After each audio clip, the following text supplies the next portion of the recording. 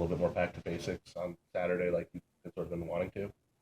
I think so. I think, shoot, we try to be as basic as we can every week, and we're gonna have some exotic things for people when we play them. But like I said last week, our base defense, we should find comfort in that. And I think our guys you saw last week, and maybe for one or two times this year, it was the first year defense. It's the first year guys learning the system. And I think last week in practice, and even the week before in practice, you really start to see the guys understand their role, not just I'm doing my job because coach told me this is what I'm supposed to do. It's, hey, why am I doing this? I got this guy outside here, this guy inside here, and you're really starting to see these guys kind of learn those little nuances. And I think, it showed on Saturday.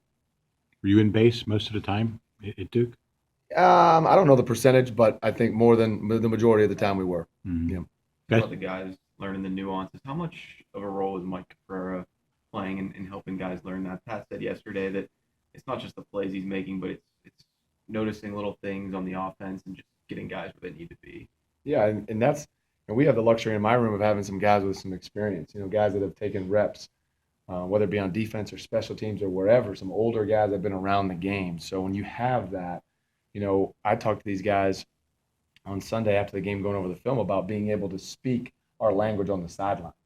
It's not, hey, what formation was that? Well, it was the guy over here, and the back was. It's okay. It's pro formation. It's slot formation. We speak in our language, and it's fast, and we can communicate fast. We can get things fixed fast, and that's all part of it. And he's, a big part of that, as is obviously all those older guys and Freeze and Matt Galambos and Bam and guys that have taken snaps. There's no substitute for those type of guys that we can speak fast, and then the very next play, I could be shouting something from the sideline, one word, and they're like, "Gotcha, here we go, let's go fix it." So, it's unbelievable to have that, and I'm happy to have it in my room, to be honest. Pat Talk yesterday was asked about Matt Steinbeck. I was just wondering your thoughts on the transition he made from safety to linebacker going up a level in play.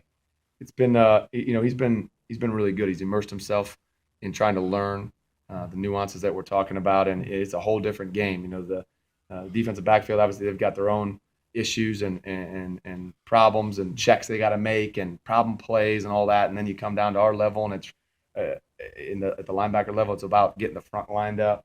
What are we calling? Where's the blitz coming from? What's going on? Hey, communicate to the DBs. You're kind of in the center of it all.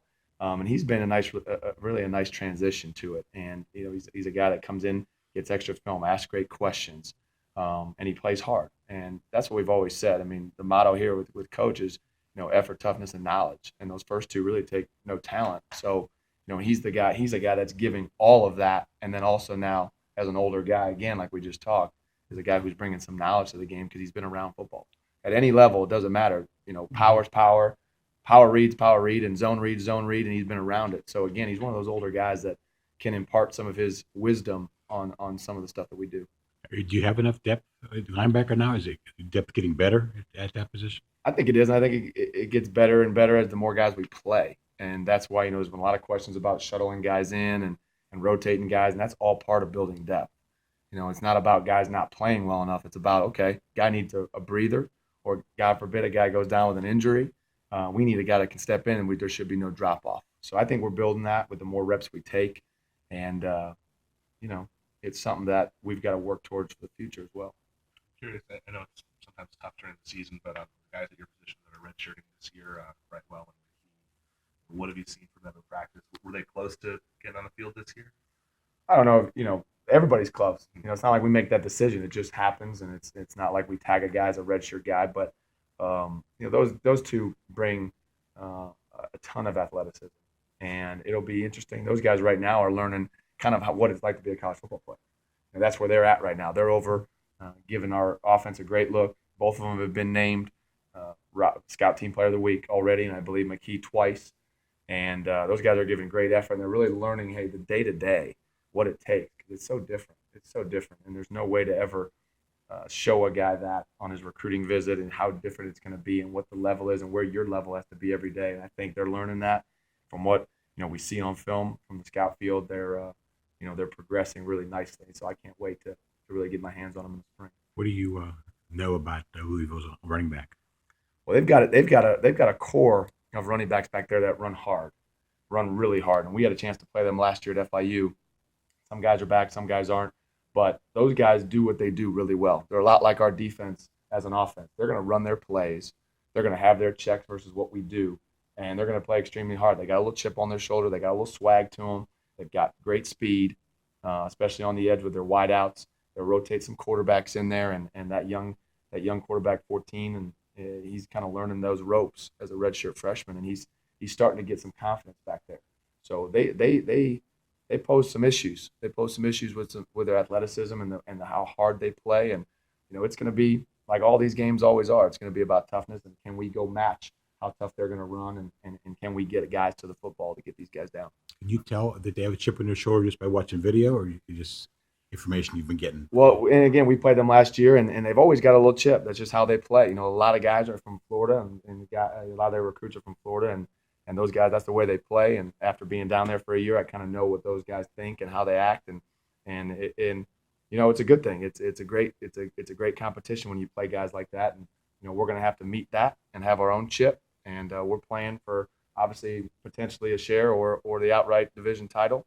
So we've got a heck of a chip on our shoulder to go show what we got. So it'll be fun, and it's going to be competitive. It's going to be tough. How were you able to shut down Duke's running game? Really, it's basics. I mean, it really is. I wish I had a magic potion to sit here and tell you guys, although we wouldn't give it to you. But it's just reading your keys and how fast can we be. We talk about fast eyes and fast feet. If I've got fast eyes and I read what I need to read, my feet are going to follow. I'm going to be there as fast as I can. So this guy's really locking in, but again, also understanding the nuances. I know where my buddy's going to be, so I can fit even faster. That's always going to happen when you're progressing with a new D. Do you think that's something that can carry forward?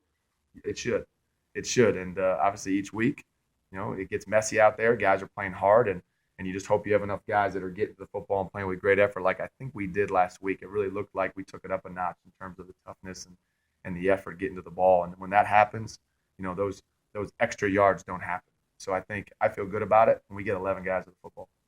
In the third quarter, the offense had really long drives.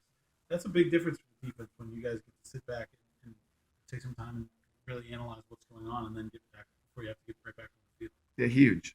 I mean, it's such a playoff of one another, and it works for us. If we can get off the field faster, 3 and outs, we got to do better at that. We're on the field too long, and we got to get the ball back in their hands. The more times they've got the ball, the more opportunities they have to score.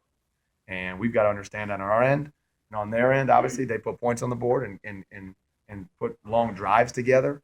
Now we're able to go out and we're fresh and we can go out and play our best ball. So it's such a hand-in-hand thing, and obviously special teams with the field position. It really is a 3-part game, and I think we did that last week, and now the challenge is consistency. Thanks, Rob. All right, Thank guys. you. Thanks.